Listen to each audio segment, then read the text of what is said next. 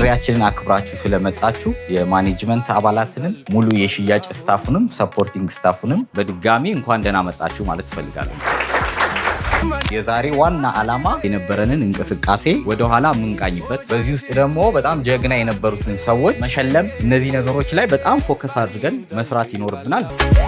ምዘናውና ሽልማቱ የተቀመጠው 6 እና ከዛ በላይ ሽያጮችን ያከናወኑ ሰዎች ላይ ነው። በአንደኛ የወጣችሁ ሮዛ ወደ መለስ